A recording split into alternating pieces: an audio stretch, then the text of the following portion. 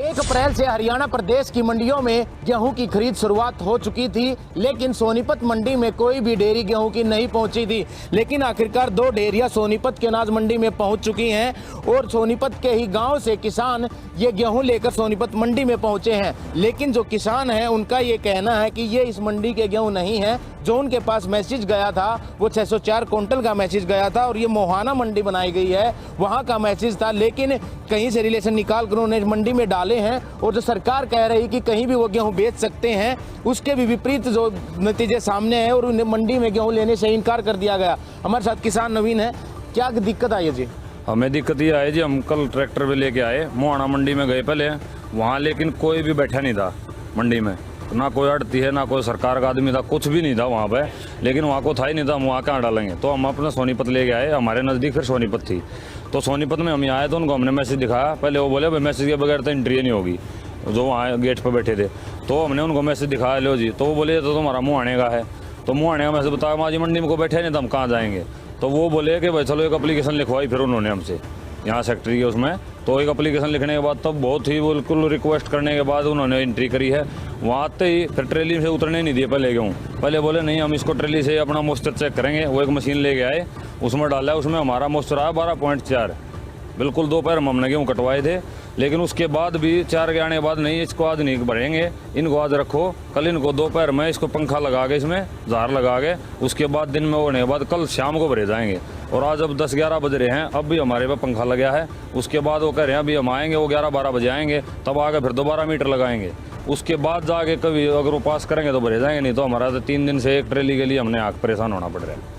मंडी में अधिकारियों ने कहा था कि किसान जो पहुंचेंगे उनको सब व्यवस्थाएं देंगे, बैठने की, खाने की, पीने की, और यहाँ तक कि शौचालय कोई व्यवस्था है? वहाँ तो वो आगा हमारा मीटर लगाएगा, वो तो अपने आप चले गए जी। हमको एक बार बोल के भाई आज ये भरे नहीं जाएंगे तुम्हारे, और ये इसका कोई समाधान नहीं होगा। उन्होंने कुछ नहीं, पानी की ना पात को नहीं, कुछ नहीं। वो तो हमारे लाला जी हैं जिन्होंने अपने पानी पात की जो पूछी है, लेकिन उन्होंने कोई नहीं, अपना मीटर लगा के चेक करके वो तो चले गए अपना बस। और ये भी कह रहे हैं साथ में, अगर हमारे को सरकार ने मंजूरी दे रखी 12 से 14 के, लेकिन 12.4 पे भी उन्होंने मना कर दिया। परेशानी है। हाँ, इससे ज़्यादा परेशानी तो है नहीं जी कुछ भी।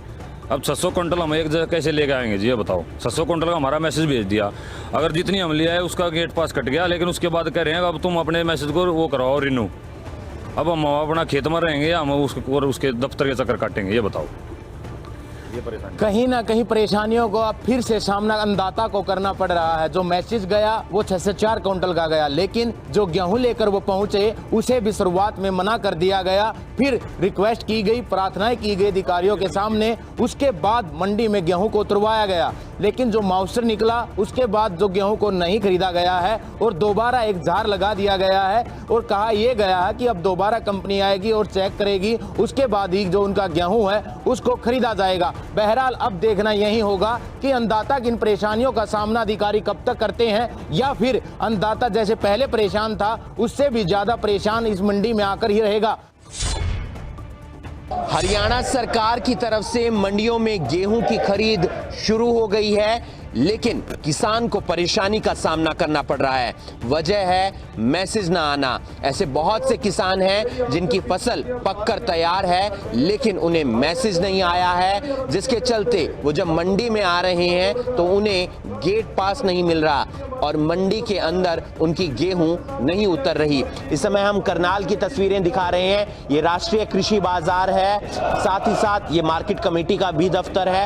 यहाँ पर पहले गाड़ियां खड़ी होती थी, लेकिन अब आप देख सकते हैं कि यहाँ पर गेहूं है, और गेहूं इसलिए है क्योंकि किसान जिसकी फसल तैयार थी उसने कटाई की, वो मंडी में लेकर आया, लेकिन उसे गेट पास नहीं मिला क्योंकि उसके पास मैसेज नहीं आया था। ऐसे बहुत से किसान हैं जिनके पास मैसेज नहीं पहुंचा है, लेकिन उनकी फसल पककर तैयार है, और ऐसे भी बहुत से किसान हैं जिनकी फसल अभी पकी नहीं है लेकिन उनके पास मैसेज पहुंच गया। यहाँ आप देख सकते हैं ट्रैक्टर ट्रॉली खड़ी है और दूसरी जगह किसान प्रदर्शन करता हुआ नजर आ रहा है। उस किसान से भी बात करेंगे जिसकी ये ट्रैक्टर ट्रॉली है, और साथ ही साथ बाकी जो भारतीय किसान यूनियन के यहाँ नेता इकट्ठे हुए हैं उनसे भी हम बात करेंगे। फिलहाल परेशानी इस बात की है कि किसान को परेशानी हो रही है। क्या परेशानी हुई जिसके चलते आप यहाँ आए? परेशानी यह हुई जी, मैं गेहूँ ले गया 9 बजे कल, और मुझे सेक्रेटरी साहब ने मंडी में घुसने नहीं दिया। उसने नहीं दिया। मैं कहते अभी मैसेज आएगा तब मंडी में गेहूँ लेके आना है। मैंने कहा जी जब आपको भूख लगती है आप मैसेज का इंतज़ार करते हो क्या? आप भूख लगती हो खाना क्यों खाते हो? फिर मेरी फसल पक चुकी है या मैसेज का इंतज़ार नहीं करेगी। कितने क्विंटल गेहूं थी? ये 70-75 क्विंटल 3 एकड़ की मेरी फसल मेरा ब्यौरा पर और रजिस्टर। पंजीकरण करा रखा है मैंने 450 क्विंटल का 14 किलो का 14 एकड़ का। जगदीप जी, काफी परेशानी हो रही है किसानों को इस बात को लेकर कि मैसेज नहीं पहुंच रहा। फसल कटनी शुरू हो गई है और कईयों के पास मैसेज आ चुका है लेकिन फसल नहीं कटी है। ऐसे है जी, इनका ये सिस्टम बिल्कुल फैल है शेड्यूल वाला। इनको पहले दिन ही बोला था, पर इस सरकार को एक आदत पड़ गई। इन्होंने हर मामले में किसान को परेशान करना, 100 घंटे भी खाने 100 जूत भी खाने, इनकी आदत हो गई है। हर मामले में इन्होंने ऐसे करना। पिछले सीजन में ऐसे हुआ। अब एक भाई हमारे साथ अभी डबरी गांव से है, उसका 26 अप्रैल का मैसेज है। 26 अप्रैल तक तो हमारे खेतों में तूड़ा नहीं बचना, गेहूं तो दूर की बात है, कौन रखेगा अपने पास। तो सीधी सी बात है, इनको सीधी मांग हमने रखी हुई है, भाई हम ये शेड्यूल से गेहूं नहीं लेके आएंगे, गेहूं पकेगी कटवाएंगे, गेट पे गेट पास सही है। किस तरीके से विरोध प्रदर्शन कर रही है? कल 9 बजे से यहाँ हमारा किसान साथी परेशान हो रहा था। जैसे ही प्रधान जी को पता चला हम सब यहाँ आ गए और शाम को इन्होंने ये बोला भी अब यहाँ से गेट पास ले लो। जब हमने यहाँ विरोध किया आके तब गेट पास कहाँ से आ गया? इनका एक ही मकसद है, किसानों को बर्बाद करना, इनको मंडी में घुसने ना देना। ये अपने आप मंडी छोड़ के चले जाएंगे, पर ऐसे किसान ना मंडी छोड़ेगा, यहीं गेहूँ बेचेंगे, यहाँ ना लेंगे तो डीसी दफ्तर में बेचेंगे। तो ये आप तस्वीरें दिख रहे हैं करनाल अनाज मंडी के मार्केट कमेटी के दफ्तर से, जहां पर किसान इकट्ठे हो रहे हैं और विरोध प्रदर्शन कर रहे हैं। समस्या सबसे बड़ी ये आ रही है कि किसानों के पास मैसेज नहीं आ रहे और उनकी फसल पककर तैयार है, और बहुत से किसान ऐसे भी हैं जिनकी फसल अभी कटी नहीं है और उनके पास मैसेज आ गए हैं। तो असमंजस की स्थिति है। भिवानी की अनाज मंडी में उस समय हड़कंप मच गया जब डीसी जयवीर सिंह आर्य एसडीएम महेश कुमार के साथ औचक निरीक्षण पर पहुंचे। इस दौरान उन्होंने मंडी में खरीद प्रक्रिया, साफ सफाई और किसानों के रेस्ट रूम का जायजा लिया। हरियाणा में 1 अप्रैल से फसलों की सरकारी खरीद शुरू हो चुकी है। बात अगर भिवानी की करें तो अनाज मंडी में सरसों की आवक तो जारी है, लेकिन गेहूं की आवक 10 या 12 अप्रैल से होगी। मंडियों में प्रशासन ने पुख्ता इंतजाम के दावे किए हैं। इसी के चलते फसलों की खरीद व्यवस्था, मंडी में साफ सफाई, किसानों के लिए पेयजल और आराम करने की सुविधा का निरीक्षण करने डीसी जयवीर सिंह आर्य मंडी पहुंचे। उनके साथ एसडीएम महेश कुमार भी मौजूद रहे। डीसी और एसडीएम सबसे पहले किसानों की मंडी में एंट्री पॉइंट पर पहुंचे। किसानों को टोकन जहां दिया जाता है। इस दौरान डीसी और एसडीएम की मंडी आने की सूचना के बाद आनंद फानन में मार्केट कमेटी सचिव और बाकी अधिकारी पहुंचे। डीसी जयवीर सिंह आर्य ने साफ सफाई, शौचालय, किसानों के रेस्ट रूम का निरीक्षण किया। साथ ही जिन आढ़तियों ने सरसों की खरीद की थी उसकी जाँच की तो अधिकारियों के साथ साथ आढ़तियों में भी हड़कंप मच गया। जो भी चाहे वो सरसों है या चना है या गेहूँ है, गेट पास के बाद ही अंदर आए, ये सभी को हिदायत दे दी गई है। और ये सारा सिस्टम सभी मंडियों में एक साथ लागू किया जाएगा। सभी आढ़ती अपना जो इलेक्ट्रिक जलना है उसको फंक्शन रखें और साथ में जो लकड़ी के कैरेट हैं, बारिश आ जाती है तो उसको भी रखें, तिरपाल रखें और प्रॉपर लेबर रखें। तुरंत जो किसान अपनी गेहूँ लाता है तो तुरंत उसकी अनलोडिंग हो जाए। डीसी जयवीर सिंह आर्य ने रोजाना एक किसान की 30 क्विंटल गेहूं की खरीद के सवाल पर कहा कि ये खरीद में गड़बड़ी रोकने और हर किसान की फसल खरीदने के लिए किया गया है। साथ ही कहा कि जिस किसान के पास ज्यादा फसल होगी वो दोबारा मेरी फसल मेरा ब्यौरा पोर्टल पर रजिस्ट्रेशन करवाएगा। उसकी बाकी फसल रिजर्व डे यानी शनिवार या रविवार के दिन खरीदी जाएगी। शेड्यूल के अनुसार आए, अगर एक दिन में उसका पूरे गेहूँ नहीं आ पाता है तो उसको जो रिजर्व डे हैं उसमें अपना रीशेड्यूल करवा सकता है। तो हर एक आदमी का प्रॉपर सिस्टमेटिक एक एक दाना खरीदा जाएगा और एमएसपी रेट पर खरीदा जाएगा। डीसी ने एसडीएम को फसलों की खरीद पर पूरी नजर रखने की बात कही है। अब देखना होगा कि जब गेहूं की पूरी आवक शुरू होगी तब डीसी के इन आदेशों की कितनी पालना होती है, या अन्नदाता को मूलभूत सुविधाओं के लिए यूं ही 2-4 होना पड़ेगा। हरियाणा सरकार ने दावा किया था कि अनाज मंडियों में अब की बार फसल खरीदने के वक्त किसानों को कोई समस्या नहीं आने दी जाएगी। एक एक दाना खरीदा जाएगा, पेमेंट भी समय पर दी जाएगी, मंडियों में व्यवस्था दुरुस्त मिलेगी। तीसरे दिन लगातार खबरें अभी तक अनाज मंडियों में रियलिटी चेक कर रहा है। तो इस वक्त हम अनाज मंडी में हैं और फसल गेहूं की फसल आनी शुरू हो चुकी है। हालांकि किसानों की संख्या कम है, लेकिन इक्का दुक्का ट्राली किसान गेहूं की फसल की लेकर आने शुरू हो गए हैं। हम यहाँ पर कुछ समस्या भी है, एक बड़ी समस्या वो जानने की कोशिश करेंगे। आप फसल लेकर आए हो, क्या दिक्कत कहाँ आ रही है? मैं जब मार्केट कमेटी वाले को ऑनलाइन करवाऊँ, जब हमने ऑनलाइन करवा रखी मैसेज हमारे दौर नहीं आओ तो हम क्या करें? मैसेज का मैसेज नहीं मिला, मैसेज मिलने नहीं मिला हमें। और क्या समस्या है यहाँ? समस्या है बारदाने की है। और अच्छा, बारदाने को ये सरकार तो ये बोल रही थी कि भाई सब कुछ दुरुस्त मिलेगा, बारदाना मिलेगा, लिफ्टिंग भी होगी, समय पर पेमेंट भी होगी। क्या कुछ नहीं होएगा जी। अभी जब तक मार्केट कमेटी वाले मैसेज नहीं देते जिम्मेदार को, तब तक जिम्मेदार का माल नहीं तुलेगा जी। मैसेज आने पर उनका माल तुलेगा, बारदाना उसी हिसाब से दिया जाएगा। बारदाना आ चुका है? बारदाना 350 का अट्ठे पुरानी पड़ी है अफड़ के पास। वो कह रहे हैं कि ये सारे जिलों में देने, हमें थोड़ा थोड़ा सेंटरों में भी देना है। जब बारदाना नहीं होगा, मैसेज नहीं आएगा, तो माल कहाँ से तुलेगा? जब मंडियाँ भर जाएंगी सारी, ना पानी की सुविधा है, ना यहाँ लैट्रिन बाथरूम जाने की सुविधा, रात को जिम्मेदार रुक जाए तो कहाँ जाएगा जी? अच्छा, पानी की व्यवस्था नहीं? कोई व्यवस्था नहीं जी, पानी की कोई लैट्रिन बाथरूम की सुविधा नहीं जी। अच्छा, 4 दीवारी पहले क्या बोलते थे कि फसलें चोरी हो जाती है, पशु आते हैं? चोरी हुई जी खूब जीरी के सीजन में। सरकार कह रही है कि कोई दिक्कत नहीं आएगी आड़ती और किसान को? सारी है जी, दिक्कत को क्यों नहीं है? दिक्कत पूरी मंडी को, पूरी आड़तियों को दिक्कत है। अब रात को मुनीम भी रुकते हैं, रात को दुकानों में नहीं टाइम लगे तो बाहर जाना पड़ जाए तो कहाँ जाएगा जी? फसल कब तक आ जाएगी? ये फसल तो अगले इतवार तक फुल हो जाएगी मंडियाँ। मंडी में रास्ता नहीं रहेगा। तो देखिए, रविवार तक फसल इस मंडी में आ जाएगी। हालांकि कुछ किसान लेकर पहुंचे हैं, लेकिन सबसे बड़ी समस्या पानीपत की अनाज मंडी में कि एक तो बारदाना नहीं पहुंचा, दूसरा रजिस्ट्रेशन करवाया गया था किसानों की तरफ से, कोई मैसेज उनको नहीं मिला। सरकार ने दावे तो किए थे कि फसल खरीद में कोई परेशानी नहीं आएगी किसानों को, आड़तियों को भी दिक्कत नहीं आएगी, सीधा पैसा किसान के अकाउंट में जाएगा, आड़ती को भी खुश रखेंगे, किसान को भी समस्या नहीं आने दी जाएगी। लेकिन पानीपत की अनाज मंडी में मैं बताना चाहूँगा, हज़ारों मजदूर काम करते हैं इस सीज़न में। तो पीने के पानी की सबसे बड़ी समस्या, शौचालयों की समस्या, किसान भी पहुंचते हैं तो यहाँ पर चोरी होने का खतरा भी लगातार बना रहता है, क्योंकि 4 दीवारी भी नहीं, लाइटें भी दुरुस्त नहीं करवाई गई है, लगातार चोरी भी होती है। तो तमाम समस्याएं पानीपत की अनाज मंडी में आज हमें किसानों ने बताई, आड़तियों ने बताई कि समस्या तो है, लेकिन सरकार, गठबंधन की सरकार तो दावे करती है कि किसानों का एक एक दाना खरीदा जाएगा, व्यवस्था दुरुस्त मिलेगी।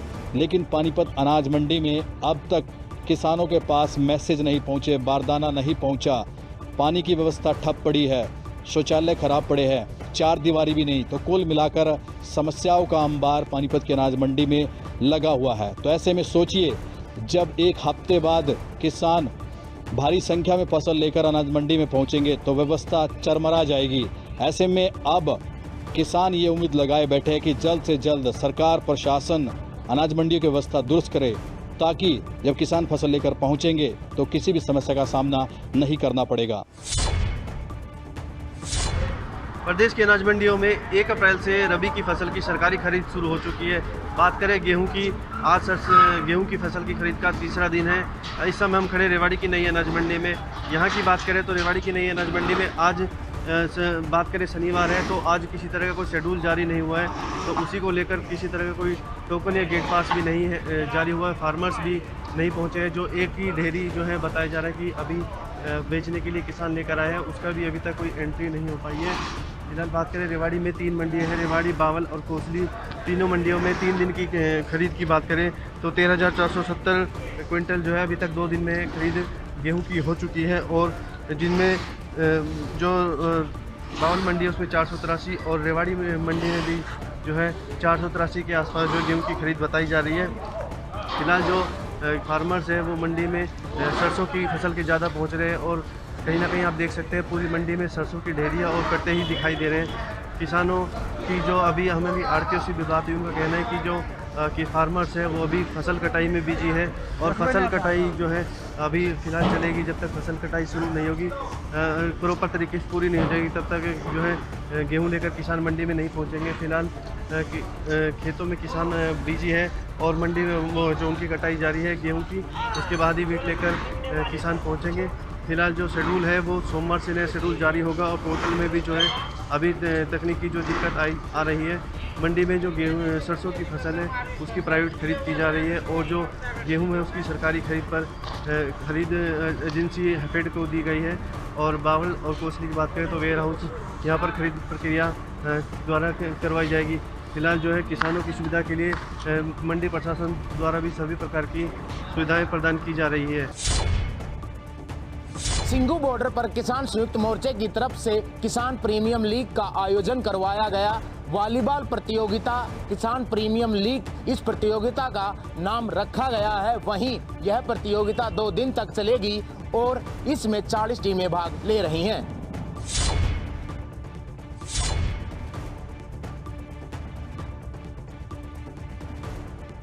कृषि कानूनों के विरोध में किसान लगातार बॉर्डर्स पर डटे हुए हैं।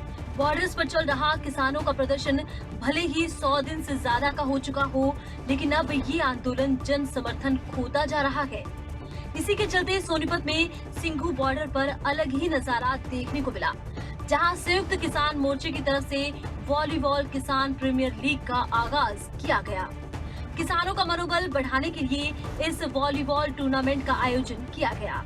किसानों का कहना है कि जो खिलाड़ी आंदोलन में शामिल नहीं हो सके, वो खेल में हिस्सा लेकर आंदोलन को अपना सहयोग दे सकते हैं। ये जो गेम है हमारी वॉलीबॉल शूटिंग मीडियम गेम, ये पंजाब और हरियाणा में बहुत ज़्यादा लोकप्रिय रखती है इस गेम को। इसीलिए उन्होंने ये गेम सिलेक्ट किया कि काफ़ी ज़्यादा स्पेक्टेटर्स जुड़े हुए इस गेम से, काफ़ी प्लेयर्स खेलते हैं पंजाब, हरियाणा, राजस्थान में, और प्लस ऑल इंडिया में भी वॉलीबॉल शूटिंग का काफ़ी क्रेज़ है। उसी को मद्देनज़र रखते हुए ये जो चैम्पियनशिप करवाई जा रही है कि जो किसानों का हौसला बढ़े और जो नए खिलाड़ी भी हैं उनको एक आस है, उम्मीद है कि खिलाड़ी भी उनके साथ हैं और वॉलीबॉल की सारी फैमिली उनके साथ है। वहीं इस प्रतियोगिता में 40 टीमें हिस्सा ले रही हैं और वॉलीबॉल टूर्नामेंट जीतने वाले को पहला इनाम 1 लाख रुपए दिया जाएगा। वहीं दूसरा इनाम 70,000 होगा, तो वहीं तीसरा और चौथा इनाम 21 हजार रुपए का रखा गया है। हालांकि दिल्ली हरियाणा स्थित सिंघू बॉर्डर पर भले ही प्रदर्शनकारियों की संख्या कम हो रही हो, लेकिन किसान कृषि कानूनों के विरोध में ट्रैक्टर ट्रॉलियों की संख्या बढ़ाने पर जोर दे रहे हैं। इसके पीछे किसान संगठनों की बड़ी योजना है।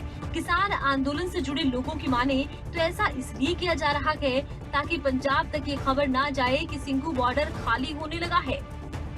दरअसल अब सिंघू बॉर्डर पर ऐसा नजारा देखने को मिल रहा है कि प्रदर्शनकारी कम नजर आ रहे हैं और ट्रैक्टर ज्यादा, जिसके चलते किसानों का मनोबल बढ़ाने के लिए इस तरह की प्रतियोगिताओं का सहारा लिया जा रहा है। 9 लाख रुपया, 71,000, 21,000 रुपया। कितनी टीमें पहुंची? 32 टीमें। क्या संदेश देना चाहोगे आप? संदेश तो यही है, वधिया ਵੱਧ ਤੋਂ ਵੱਧ पहुंचने लोग ਇੱਥੇ सहयोग करना है। किसान प्रीमियम लीग का मेन मकसद किसानों के मनोबल को बढ़ाना है। बहरहाल देखना अब यही होगा इस प्रीमियम लीग के बाद किसान आंदोलन को कितना समर्थन मिलता है और यह आंदोलन कितना सफल होगा। दुनिया भर में कोरोना का आंकड़ा कहर बरपा रहा है। बात अगर भारत की जाए तो लगातार कोरोना अपना ही रिकॉर्ड तोड़ रहा है। जहां एक तरफ कोरोना के आंकड़े बढ़ रहे हैं, वहीं आम जनता में कोरोना के प्रति लापरवाही देखने को मिल रही है। देश भर में कोरोना के आंकड़े आए दिन बढ़ते जा रहे हैं, जो इस तरफ अंदेशा दे रहे हैं कि कोरोना की दूसरी लहर कितनी खतरनाक है। हर दिन सामने आ रहे आंकड़े ये भी अंदेशा दे रहे हैं कि लोगों की लापरवाही किस कदर बढ़ती जा रही है। भारत में अगर पिछले 24 घंटे की बात करें तो इस बार देश में सबसे ज्यादा कोरोना के आंकड़े निकलकर सामने आए, जो कि 89,000 के पार हैं।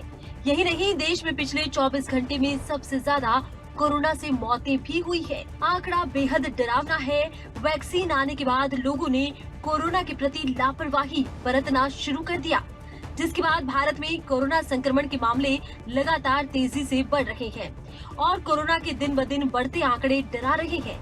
इसलिए अब आपको एक बार फिर देश में कोरोना के ताजा हालात के बारे में बता देते हैं कि आखिर देश में कोरोना को लेकर क्या स्थिति बनी हुई है। तो जरा एक नजर डालिए कि देश में कोरोना को लेकर अभी तक क्या हालात बन रहे हैं। 1,23,92,260 कोरोना केस देश भर में हो चुके हैं। अब अगर रिकवरी के आंकड़े पर नजर डालें तो 1,15,69,000 से ज्यादा लोग रिकवर भी हुए हैं। हालांकि इसी दौरान 1,64,110 लोगों ने कोरोना के चलते जान गंवाई है। कोरोना के बढ़ते मामले ये लगातार संकेत दे रहे हैं कि लोगों की लापरवाही की वजह से एक बार फिर से कोरोना बेकाबू हो सकता है। अब लोगों को कोरोना को काबू में लाने के लिए सतर्कता बरतनी होगी। अगर पिछले कुछ दिनों में कोरोना के बढ़ते मामलों पर नजर डालें तो 25 मार्च को 53,476 नए केस सामने आए थे, जबकि 26 मार्च को 59,118 केस सामने आए। 27 मार्च को यह आंकड़ा 60,000 के पार यानी कि 62,714 तक पहुंच गया। 28 मार्च को 68,020 का आंकड़ा निकलकर सामने आया। वहीं 29 मार्च को 63,000 का आंकड़ा निकलकर सामने आया। 30 मार्च को लगा कि स्थिति कुछ कंट्रोल में होती जा रही है, क्योंकि 56,211 केस आए थे। 31 मार्च को 53,480 केस नजर आए, लेकिन उसके बाद 1 अप्रैल को 72,330 केस सामने आए। लगा कोरोना बेकाबू हो रहा है और उसके बाद 2 अप्रैल को 81,466 केस सामने आए और कोरोना ने अपना ही रिकॉर्ड तोड़ दिया। लेकिन बात यहाँ खत्म नहीं हुई। वहीं 3 अप्रैल आते आते पता चला कि 79,129 केसों के साथ कोरोना ने एक बार फिर अपना ही 24 घंटे का रिकॉर्ड तोड़ दिया। भले ही देश में कोरोना वैक्सीनेशन का अभियान जोर शोर से आगे बढ़ रहा है, लेकिन इसी बीच कोरोना के बढ़ते आंकड़े डरा रहे हैं। जरूरत इस बात की है कि देश भर में कोरोना के प्रति जो लापरवाही बरती जा रही है उस पर लगाम लगाई जाए, ताकि कोरोना पर एक बार फिर से कंट्रोल पाया जा सके। क्योंकि जनवरी के महीने में कोरोना का आंकड़ा गिर रहा था, लेकिन उसके बाद से लगातार कोरोना के आंकड़ों ने रफ्तार पकड़ ली है। यमुनानगर में एक बार फिर से कोरोना ने रफ्तार पकड़ ली है और आए दिन जो है कोरोना संक्रमित मरीजों की संख्या दिन ब दिन बढ़ती जा रही है। कल 24 घंटों में 124 जो है मरीज वो कोरोना के पाए गए और अब जिले में जो कोरोना संक्रमित मरीजों की संख्या है वो 652 तक पहुंच चुकी है। हालांकि 81 मरीज जो हैं वो ठीक भी हुए हैं, लेकिन अभी भी लोग कहीं ना कहीं लापरवाह नज़र आ रहे हैं। सड़कों पर अभी भी कुछ लोग जो हैं वो बिना मास्क के घूम रहे हैं, क्योंकि लोगों को ये समझना चाहिए कि मास्क जो है वो बहुत ज़रूरी है। बिना मास्क के घर से वो बाहर ना निकलें और सोशल डिस्टेंस का पालन हो। लेकिन यमुनानगर ज़िले में सोशल डिस्टेंस कहीं भी दिखाई नहीं देता है और अभी भी बिना मास्क के लोग जो हैं वो घूमते हुए नज़र आ रहे हैं। हालांकि वैक्सीनेशन आ चुकी है, लेकिन कोरोना के केस जो है वो दिन ब दिन बढ़ते नज़र आ रहे हैं। यमुनानगर में जो मार्च से अब तक जो है ये सबसे ज़्यादा जो संख्या का जो आंकड़ा है वो कोरोना संक्रमित लोगों का सामने आया है। 124 मरीज जो हैं वो सामने आए हैं और कहीं ना कहीं सरकार और प्रशासन लोगों से बार बार यही अपील कर रहा है कि वो मास्क जरूर पहने, सोशल डिस्टेंस का ध्यान रखें। लेकिन कहीं ना कहीं लोग जो हैं वो लापरवाह नज़र आ रहे हैं और लोगों को समझना चाहिए कि अगर लॉकडाउन से बचना है तो मास्क और सोशल डिस्टेंस की पालना जरूर करें। सोनीपत में लगातार कोरोना के मामले अब डरा रहे हैं। सोनीपत में अगर पिछले 24 घंटे की बात कर लें तो 49 केस नए सामने आए, जिसके बाद 15,796 टोटल मामले हो चुके हैं। फिलहाल एक्टिव केसों की संख्या 480 के करीब है। वहीं यह नज़ारा जो आज आपको दिखा रहा हूं सोनीपत के सुभाष चौक का है, जहां पर आप देख सकते हैं कि लापरवाही लोगों में बढ़ रही है। बाइक सवार बैठे हुए हैं, पूरा परिवार है, मास्क नहीं है। 2 माँ बेटा जरूर चल रहे हैं लेकिन मास्क नहीं है, जिनका नतीजा अब यही है कि लगातार कोरोना के मामले बढ़ रहे हैं। वहीं चिंता का कारण अब ये भी बना हुआ है कि कल एक कोरोना से एक बुजुर्ग महिला की मौत भी हुई है, जो कहीं ना कहीं अब सोनीपत स्वास्थ्य विभाग की चिंताएं जरूर बढ़ा रहा है। वहीं सोनीपत स्वास्थ्य विभाग अब और सख्ती बरतने की बात कह रहा है और प्रशासन भी अब सख्ती से कार्य आम जनता के बीच में करने की जो बात जरूर कह चुका है। लेकिन इन कोरोना के बढ़ते मामलों पर लगाम प्रशासन कैसे और कब तक लगाएगा, यह देखना जरूर होगा। देश में कोरोना की रफ्तार तेज हो गई है, लेकिन लोगों में कोरोना को लेकर कोई डर देखने को नहीं मिल रहा है। बसों में भी यात्री बिना मास्क के यात्रा कर रहे हैं, जिसे लेकर परिवहन विभाग ने नई एडवाइजरी जारी की है। चरखी दादरी में कोरोना की रफ्तार बढ़ती ही जा रही है। दिन ब दिन कोरोना के नए मामले सामने आ रहे हैं, लेकिन लोगों में कोरोना का कोई डर नहीं है। लोग बेपरवाह होकर घूम रहे हैं। बसों में यात्री बिना मास्क लगाए यात्रा कर रहे हैं। ये संकेत है कोरोना के हालात बेकाबू होने वाले हैं। हालांकि कोरोना के बढ़ते मामलों को देखते हुए कई नई एडवाइजरी भी जारी की जा रही है। वहीं कोरोना के बढ़ते प्रकोप को देखते हुए परिवहन विभाग ने नई एडवाइजरी जारी की। अब रोडवेज बसों में बिना मास्क यात्रा नहीं होगी। साथ ही आमजन से कोरोना से सचेत रहते हुए एडवाइजरी अनुसार ही बसों में यात्रा करने का आह्वान किया गया है। कोरोना के लगातार बढ़ते मामले प्रशासन की चिंताओं का विषय बने हुए हैं। इसी के चलते लोगों से मास्क लगाने और सोशल डिस्टेंसिंग का खास ख्याल रखने की अपील की जा रही है। इसी के चलते पुलिस विभाग बिना मास्क लोगों के चालान भी काट रहा है। अब इसी कड़ी में परिवहन विभाग ने भी निर्णय लिया कि बिना मास्क बसों में यात्रा नहीं करने दी जाएगी। बस स्टैंड पर आने और रोडवेज बसों में बैठने वालों के लिए मास्क लगाना जरूरी कर दिया गया है। कोरोना पेंडेमिक के बढ़ते केसेस के मद्देनजर हमने सभी यात्रियों से ये अपील की है कि आप अपनी यात्रा के दौरान फेस मास्क का अवश्य प्रयोग करें, हमारे चालक परिचालक का सहयोग करें और ताकि कोरोना केसेस में वृद्धि न हो। और सरकार द्वारा समय समय पर जो कोरोना की रोकथाम के लिए जो एडवाइजरी जारी की गई है उसका आप अवश्य पालन करें। Thank you. कोरोना के बढ़ते मामलों ने प्रशासन की चिंता बढ़ा दी है और समय समय पर कई तरह की एडवाइजरी भी जारी की जा रही है, लेकिन बावजूद इसके कोरोना से बचाव बहुत जरूरी है, वरना हालात और भी बेकाबू हो सकते हैं। अगर आपको हमारा ये वीडियो पसंद आया हो तो पेज को लाइक और शेयर करें और इसी तरह की हर वीडियो सबसे पहले पाने के लिए चैनल को सब्सक्राइब करें।